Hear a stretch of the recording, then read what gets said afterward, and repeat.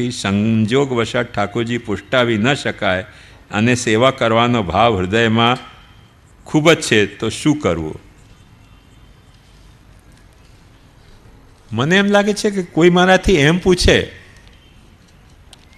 કે અમે સાથે રહેતા હોઈએ અને છોકરા છૈયા પણ પેદા કરતા હોઈએ અને પણ પરણવાની સગવડ ન હોય ને ન પરણીએ તો ચાલે કે ન ચાલે, તો મારે શું જવાબ આપો? ભાઈ સાથે રહો છો, છોકરા છૈયા પેદા કરી રહ્યા છો તો પરણીને રહો ને, વ્યર્થમાં નિયમ શા માટે તોડો છો?